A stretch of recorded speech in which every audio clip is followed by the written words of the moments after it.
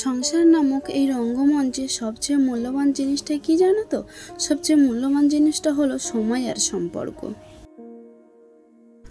সময় আমাদেরকে তাদেরকে দেওয়া উচিত যারা সময়ের সঠিক মূল্যটা বোঝে। আর বাকি রইল সম্পর্কের কথাটা। তাহলে সম্পর্কের কথাটা বলি, সম্পর্কটা তাদের সাথে রাখা উচিত যারা সম্পর্কটার গুরুত্বটা দিতে জানে।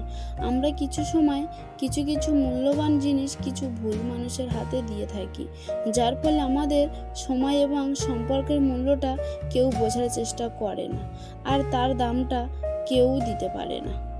Hello everyone, good morning. আমি নমিতা, আমার আরও একটি নতুন ব্লগে তোমাদের অনেক অনেক স্বাগত। ঘড়ির কাঁটায় এখন ঠিক সকাল 7টা বাজে। বড়দের অনেক অনেক প্রণাম আর ছোটদের অনেক অনেক ভালোবাসা জানিয়ে আজকে ব্লগটি এখন থেকে স্টার্ট করছি। কাছে দূরে যে যেখান থেকে আমার এই ব্লগটি দেখছো, আশা করছি তোমরা সবাই এই মুহূর্তে অনেক ভালো আছো আর অনেক সুস্থ আছো। তো চলো পুরো ব্লগটি একটু স্কিপ না করে প্রথম থেকে শেষ পর্যন্ত দেখতে থাকো। আশা করছি আজকে ব্লগটি একটু হলেও তোমাদের ভালো লাগবে। আর এই যে দেখো, সকাল সকাল ঘরে সমস্ত বাসি কাজ সেরে নিই। আজ আর অন্য কোনো কাজ আমি তোমাদের সাথে শেয়ার করলাম না। এই যে দেখো, আমার ছোট্ট টিনের ঘরটা আমি এই পূজার আগেই, পূজা তো বেশ কয়েকদিন বাকি আছে, তো ভাবলাম পূজার আগেই আমি আমার ঘরটা একটু ডিপ ক্লিন করে নিই, চারিদিকটা একটু পরিষ্কার করে নিই। আর এই যে দেখো, আমি ঘরে চলে আসলাম, ঘরের চারিদিকটা একটু বেশ ভালো করে পরিষ্কার করে নিই। তো প্রথমে দেখো, আমার ট্যাঙ্কের ওপরে না যে কিছু কাপড় আর কভার দিয়ে ঢাকা ছিল, ওর ওপরে না কিছু ওই যে আমার ডায়েরি ছিল আর তোমাদের দাদাভাইয়ের ওই গাড়ি হেলমেটটা ছিল। তো সেগুলো দেখো প্রথমে বার করে নিয়ে ভালো করে মুছে নিলাম একটা শুকনো সুতির কাপড় দিয়ে। তো সেগুলো দিয়ে, আর ওই যে কাপড়টা উপরে একটা সুতির কাপড় দেওয়া ছিল, সেই কাপড়টা নিচে দিয়ে দিলাম জানো তো ঝেড়ে। আর ওই সিনথেটিকের যেটা আমি কভার করেছি সেটা উপরে দিয়ে দিয়েছি, কারণ সুতির এতে বেশি ধুলো টানে জানো, ওই জন্য ওটা নিচেই দিয়ে দিলাম আর উপরে ওই সিনথেটিকের কভারটাই দিয়ে দিলাম। তো দেখো, প্রথমে হেলমেটে রেখে তারপরে আমি এই যে দেখো, যেমন জিনিস যেমনভাবে ছিল সুন্দর করে সাজিয়ে আমি রেখে দিচ্ছি। আর এই যে দুটো খাতার পৃষ্ঠা নিয়েছি, ওখানটাতে ওই দুটো খাতার পৃষ্ঠা আমি পেতে দেবো জানো তো। ওই যে দেখো, ঠিক ওই যেখানে দুটো খাতার পৃষ্ঠার পেতেছি ঠিক তার উপরে দেখো আমি একটা ধূপদানি আছে, ওই ধূপদানিতে না আমি ধূপ দিই জানো তো। আর ওই ধূপের যে ছাইটা না ওই ট্যাঙ্কের ওপরে ওখানটাতেই পড়ে, আর কাপড়ে পড়লে তো প্রচুর নোংরা হয়ে যায় জানো, ওই জন্য ভাবলাম ওই খাতার পৃষ্ঠা দুটো পেতে দিই। ছাইটা ওর ওপরেই পড়লে পৃষ্ঠা দুটো ধরে নিয়ে বাইরে গিয়ে ঝেড়ে ফেলে দিয়ে আসলে হয়ে যাবে। আর কাপড়ে পরে পড়লে যেটা হবে যে কাপড়টা পুরো তুলতে হবে, জিনিসপত্র তুলতে হবে, একটা ঝামেলা কি, তাই তো। তো যাই দেখো, আমার ট্যাঙ্কটাও ভালো করে গোছানো হয়ে গেল। এবার এই যে দেখো, ওখানে কিছু টুকরো কাপড় ছিল, সেগুলো নিয়ে আমি বাইরে চলে আসলাম। আর এই যে দেখো, তারপরে প্রথমে আমি আমার দরজাটা ভালো করে পরিষ্কার করে নেব, কারণ আমার তো মাটিরই ঘর না দেখো, আর একটু ঝাড় দিতে গেলে তো ধুলো বাড়ি উড়ে উড়ে পড়ে, আর সবসময় তো আমার মোছাটাও হয় না। তো একটু দেখো হালকা ধুলো পড়েছে, ওই জন্য ভাবলাম দরজাটাও ভালো করে একটু ধুয়ে মুছে নিই। তো ওই জন্য দেখো, আমি দরজাটা ভালো করে জল দিয়ে আর একটা সুতির কাপড় নিয়ে ভালো করে মুছে নেবো। এই দরজাটা জানো তো, ওই শালকাঠের যে দরজা হয় না, ওই শালকাঠের দরজা জানো তো, ওই যে বাপের বাড়ি থেকে যখন ঘর বাঁধি না, বাপের বাড়ি থেকে এটা ভাই দিয়ে গেছিলো। মানে অ্যাকচুয়ালি বাবার কাছে আমি দরজা চেয়েছিলাম, আমাদের তখন কিছু ছিল না, ওই সামনে দরজার বদলে ওই যে কাপড়ে গিয়ে মানে কাপড়টা একটু টানিয়ে দিতাম থাকতাম। তো বাবাকে বললাম যে তুমি তো দরজা এনেছো, মানে বাবা ওই যে কলকাতা থেকে পুরানো কাঠের দরজা জানলা এনেছিল অনেক কটা জানো তো। তার মধ্যে বাবাকে বললাম যে আমাকে একটা দরজা দাও, তো এই দরজাটা আমাকে দিয়েছিল জানো তো। আর যেহেতু একদমই আমার ঘরটা বাগান সাইডে, আর তোমাদের দাদাভাই তো ওই ভোর 4টায় উঠে চলে যায়, আমার তখন খুব ভয় লাগতো। আর ঘরের ভেতরে এইভাবে দরজা না থাকায় তো প্রচুর ভয় লাগতো। আর একটা দরজা থাকলে যে হয় যে ঘরের ভেতরে দরজাটা বাবা লাগিয়ে দিলাম, ভয় লাগলেও ঘরের ভেতরে তো কেউ ঢুকতে পারবে না, সেই সাহসে বা সেইভাবে থাকা যায়। কিন্তু এইভাবে দরজা নিয়ে কাপড়টা নিয়ে ওইভাবে থাকতে পারতাম না, তাই খুব ভয় লাগতো। তাই বাবাকে বলেছিলাম যে তুমি একটা দরজা পাঠিয়ে দাও, নাহলে আমার খুব ভয় লাগে। আর তখন নতুন নতুন এসেছিলাম, আর এক জায়গায় দেখবে এক জায়গা থেকে আরেক জায়গায় নতুন আসলে না ভয়টা কিন্তু একটু বেশিই থাকে। স্বাভাবিক, এটা সবারই ক্ষেত্রে, আমার ক্ষেত্রে না, সবারই ক্ষেত্রে ভয়টা কিন্তু একটু বাড়ে।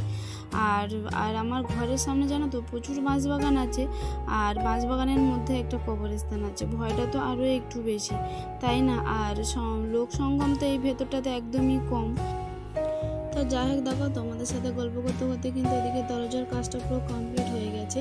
এবার এই যে চলে আসলাম আমার যে কৌটা কৌটার তাক আছে সেই তাকগুলো। একটা সংসার করতে গেলে কিন্তু খুচরো খাজরা জিনিস কিন্তু অনেকটাই লাগে, কি তাই তো? একটা ছোটোখাটো কৌটা থেকে সমস্ত কিন্তু দরকারি জিনিস অনেক কিছুই থাকে। তো যাই হোক, দেখো এখানেও আমার সেরকমই একটা ব্যাপার, অনেক দরকারি জিনিস বা অনেক কৌটা কাউটা, তাতে কিছু খাবার বা কিছু মানে নিত্য প্রয়োজনীয় জিনিস আর কি। যেহেতু আমার এক ঘরেই সব কিছু, একটা রুমের ভেতরেই সব কিছু, কিন্তু একটা রুমের ভেতরে আমাদের মানে খাট বিছনা থেকে শুরু করে রান্নার গ্যাস, ওভেন, থালা, গ্লাস, খাওয়া সব কিছু একটা রুমেরই ভেতরে। সেহেতু তো মানে সব কিছু তো একটা সংসার করতে গেলে কি হয় আর কি। তো যাই হোক, দেখো এই যে দেখো এই গিফটটা না পুরো ভেঙেই গেছে, আমার বিয়েতে দিয়েছিল আমার বন্ধুরা। তো দেখলাম ফুলদানিটা ওর সাথে মানে ঘড়ির সেট ছিল, তো জিনিসটা উপরেই ছিল, যা কি করে ভেঙে গেল। জিনিসটা কিন্তু অ্যাকচুয়ালি পরে দেখলাম যে ভাঙেনি, কিন্তু ওই যে আঠা দিয়ে জোড়া ছিল কাঁচগুলো, আঠাগুলোই ছেড়ে গিয়েছে। তো যাই হোক, দেখো ওটা দেখে আমি তোমাদের দাদাভাইকে ফোন করেছিলাম যে একটু আঠা আনবে তো কাঁচ জোড়ে যাবার, তো বললো আচ্ছা ঠিক আছে। তো দাদাভাই আনবে বলেছে। প্রথমে জিনিসটা দেখে কিন্তু অ্যাকচুয়ালি মনটাও অনেকটা ভেঙে গেছে, যে জিনিসটা দিয়েছিল আর বন্ধুদের স্মৃতি, বিয়ের স্মৃতি, এইভাবে আস্তে আস্তে সব কিছু শেষ হয়ে যাচ্ছে।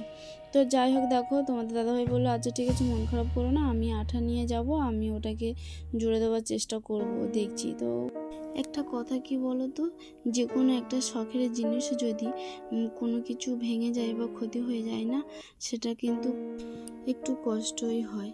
তো যাই হোক, চলো এই যে দেখো আমি কৌটোগুলো একটু ভালো করে মুছে নিয়ে, আর এই যে দেখো তাকগুলোও প্রথমে মুছে নিলাম, তারপরে এই যে কৌটোগুলো মুছে নিয়ে এই যে দেখো আমি সাজিয়ে রেখে দিয়েছি। আর ওই যে প্রথমে কৌটোগুলো নামিয়ে কিন্তু আমি টিনগুলোও ভালো করে মুছে নিয়েছি। তারপরে এই যে দেখো বাঁশের ভেতরে ঘুণ পড়েছে জানো তো, তা সেই ঘুণগুলো একটু ভালো করে মুছে নিচ্ছে। আর এই যে দেখো তোমাদের দাদাভাই ওই যে শ্যাম্পু নিয়ে এসে এক চেন করে একবারে জানো, আর এখানটাতে ওই দড়িটা টানিয়ে দিয়েছে, ওই দড়িতে শ্যাম্পুগুলো এনে ঝুলিয়ে রেখে দেয়। আর ওই যে লাইটটা দেখতে পাচ্ছ, এই যে আমার সেলাই মেশিনটা আছে না, ওই যখন আমি সেলাই করতে বসি তখন ওই লাইটটা ওখানে জ্বালিয়ে দিই জানো তো। আর এই যে দেখো আমি উপরে বাঁশ টাঁশগুলো মুছে নিয়ে আর আশেপাশের টিনগুলোও একটু মুছে নিচ্ছি। আর এই যে মুছতে মুছতে দেখলাম ওখানে একটা তোমার দাদাভাই ওই ঝুড়িটা টানিয়ে রেখেছে জানো তো। ওখানে ওই যে অনেক কিছু রাখার আগে রাখতাম, যখন ওই যে তাক করা ছিল না তখন ওখানটাতে ওই ঝুড়িটাতে না বেশ অনেক কিছুই রাখতাম। তো যাই দেখো ওটা এখন তেমন কাজে লাগে না, তাই ভাবলাম ওটাকেও ওখানে রেখে বেকার আর লাভ নেই। আর এই যে দেখো ওটা নামিয়ে ওই দিকটা টিনটাও একটু ভালো করে মুছে নিচ্ছি। ঘরটা যেমনই হোক না কেন তোমার, কিন্তু ঘরটা সুন্দর করে পরিপাটি করে সাজিয়ে সুন্দর করে রাখলে দেখতেও কিন্তু বেশ ভালো লাগে, আর নিজেদেরকেও কিন্তু বেশ ভালো লাগে, তাই না? তো যাই হোক, দেখো এই যে তারকেশ্বরে গেছিলাম, এই বাঁকটা জানো তো তোমাদের দাদাভাইকে কয়েকদিন ধরে যেখান থেকে এসেছি সেখান থেকেই বলছি বাঁকটা না একটু উপরে তুলে দাও, এখানে রাখতে হবে না, আর ট্যাঙ্কটাও মাঝে মাঝে খুলতে হয়, তো তখনই তো খুব একটু অসুবিধা হয়, তুমি বাঁকটা উপরে তুলে দাও। বললো হ্যাঁ আজ না কাল, কাল না পরশু, এই করে করে আমাকে টালিয়ে যাচ্ছে জানো তো। তাই ভাবলাম আজ যখন ঘরটা চারিদিকটা পরিষ্কার করছি, তাই আর বাঁকটাকেও নিচে রেখে লাভ নেই, আমি যখন পাচ্ছি তখন আমি দিয়েই দিই। আর ওপরে ওই যে তাকটা ছিল ওখানেও দড়ি বাঁধা ছিল জানো তো, আর ওই দড়ির ভেতরে আমি ওখানটাতেই ভালোভাবে রেখে দিয়েছি। আর ওই যে কেরোসিনটা দেখতে পেলে, ওই কেরোসিনটা এখন তো আর কন্ট্রোল থেকে কেরোসিন দেয় না, ওই যখন আমি মাঝে মাঝে উনুনে রান্না করি কাঠ দিয়ে যখন জাল দিই তখন একটু কিন্তু কেরোসিনই লাগে। আর তার থেকে বড় কথা ওই যে যখন কারেন্ট চলে যায় ল্যাম্প আছে, ওই ল্যাম্পেই কেরোসিনটা কিন্তু দিতে হয়।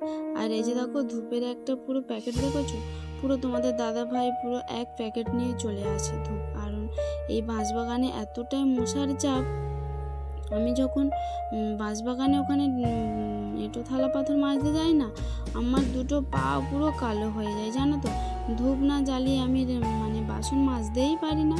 আর ঘরের ভেতরে তো ঘর বারান্দায় যদি দিনে একটা দুটো করে না ধূপ জ্বালানো হয় তাহলে কিন্তু বসতেই পারবে না, এতটাই মশা। আর তোমাদের দাদাভাইকে বলেছিলাম এত মশা কামড়, আমি কিন্তু যাই হোক আমার ওদিকে তাকটা পুরো গোছানো কমপ্লিট হয়ে গেছে। আর এই যে দেখো আমার গেটের সামনে এখানটাতে চলে আসলাম, দরজার কাছাকাছি। এখানটাতেও একটু ভালো করে পরিষ্কার করে মুছে নেবো। আর ওই যে বাঁশের ভেতরেগুলো দেখলে, বাঁশের ভেতরগুলো না পুরো ঘুণ ধরে আছে। তো যাই হোক দেখো আমি পুরো পরিষ্কার করা হয়ে গেছে, তাকগুলো পুরো পরিষ্কার হয়ে গেছে। আর ঘরটা একটু ঝেড়েছি বলে, আর মেঝেটাও না একটু নোংরা হয়েছে, তো ওই জন্য সকালে মুছেছি। তারপরেও এই যে দেখো এখন ঘরটা একটু ঝেড়েছি।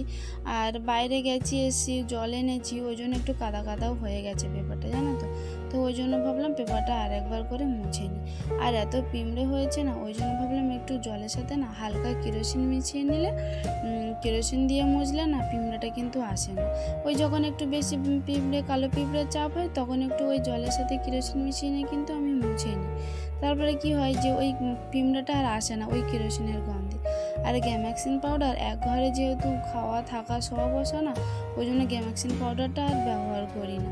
ওই জলের সাথে একটু কেরোসিন ব্যবহার করলে পিঁমড়াটা আর বেশ সপ্তাহখানি আসে না। আর তোমাদের বাড়িতেও যদি এরকম কালো পিঁপড়ের চাপ হয় না, আর আমার মতো এক ঘরে থাকা, রান্না, খাওয়া দাওয়া সব কিছু হয়, গ্যামাক্সিন পাউডার না ব্যবহার করে কিন্তু কেরোসিন দিয়ে মুছলেও কিন্তু পারো, কারণ পিঁপড়েটাও কিন্তু থাকবে না। আর গ্যামাক্সিন পাউডারের যে গন্ধটা না, যদি বাচ্চা কাচ্চাও থাকে না, অসুবিধাটাও কিন্তু বেশি হয়। তো আমি যেরকম টিপস আমি জানি সেরকমই টিপস তোমাদের বললাম, ব্যবহার করলে কিন্তু উপকার পাবে। তো যাই হোক দেখো, আর এদিকে এই যে দেখো এই ঘরের ভেতরের জামাটা আর পা মোছার জামা আর বাইরের ওই পা মোছা বস্তাটা কিন্তু আমি চেঞ্জ করে দিলাম। আর এই যে দেখো আমি ও বাড়িতে গেলাম, আমাদের ঘাট থেকে এই যে পা মোছা দুটো আর ওই যে ঘর ঝেড়েছি ওই ঝাড়ুটা একটু ভালো করে ধুয়ে নিয়ে চলে আসলাম।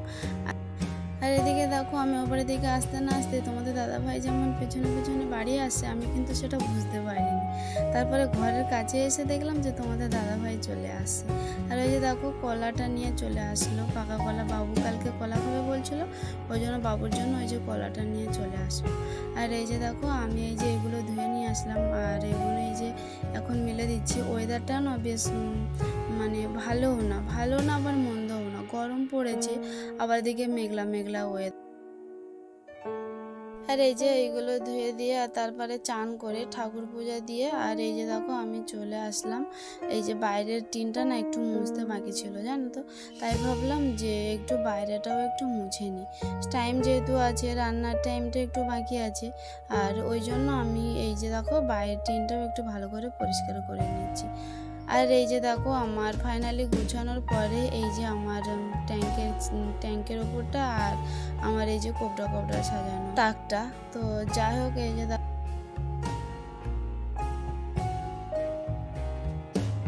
আর সকাল থেকে কিছু খাওয়া হয়নি, খিদেটাও বেশ পেয়েছে, ওই জন্য যে দেখো একটু কলা দিয়ে আর এই মুড়ি ভিজিয়ে খেয়ে নিচ্ছি। আর ওদিকে রান্নাটাও বসিয়ে দিয়েছি। আজকের ভিডিওটি কেমন লেগেছে অবশ্যই কমেন্ট করে জানাবে। আজকে তাহলে আসি, কাল আবারও দেখা হচ্ছে, ততক্ষণে তোমরা সবাই ভালো থাকবে, সুস্থ থাকবে, টাটা।